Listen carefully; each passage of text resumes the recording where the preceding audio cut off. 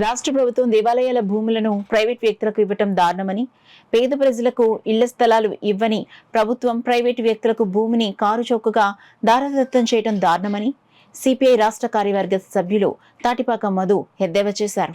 కాకినాడ సాంబమూర్తి నగర్లో గల పిఆర్ భవన్లో సిపిఐ ఆధ్వర్యంలో మీడియా సమావేశం నిర్వహించారు. ఈ సందర్భంగా మధు మాట్లాడుతూ కాకినాడ భావనారాయణ స్వామివారి భూములపై సిటీ విచారణ జరిపించాలని డిమాండ్ చేశారు. ఈ మీడియా సమావేశంలో సిపిఐ జిల్లా సహాయ కార్యదర్శి తోకల ప్రసాద్, జిల్లా కార్యవర్గ సభ్యులు పెదిరెడ్ల సత్యనారాయణ, కేశవర్పు అప్పలరాజు తదితరులు పాల్గొన్నారు. పవన్ కళ్యాణ్ గారు, మీకు నమస్కారం. మీరు సనాతన ధర్మాన్ని కాపాడే వ్యక్తిగా మీరు చెప్తున్నారు. దేవుడి భూములన్నా, దేవుడి మాన్యమన్నా, దేవుడు మీరే మరో దేవుడిలాగా ఈరోజు పిఠాపురం అవతారం ఎత్తారు.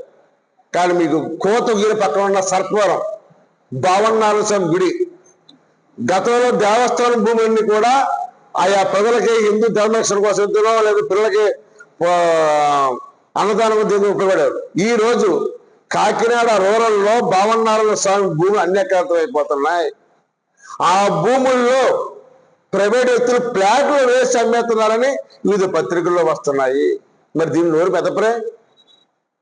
మీరు పక్కన స్పోర్ట్స్ కడతామని చెప్పారు, స్టేడియం, మరో పక్కకి వెళ్తామని చెప్పారు. అసలు దీని మీద మేము ఆ డిమాండ్ ఏంటంటే, నేను సంవత్సరం క్రితం కోరాను, ప్రత్యేక సిట్ వేయండి.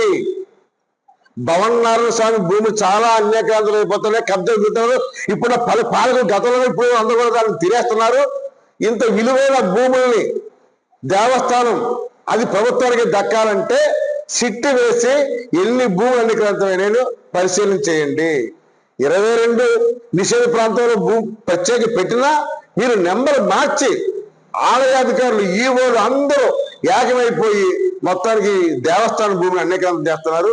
దీని మీద కూడా సోమవారం కలెక్టరేట్కి వెళ్ళి కలెక్టర్ గారు కలిసి ఇది ప్రత్యేక కార్యక్రమం చేయడం, లేకుంటే మాత్రం భవనారాయణ స్వామి గుడి ముందే రిలే నిరాహార దీక్షలు చేయాలని కమ్యూనిస్ట్ పార్టీ భావించింది.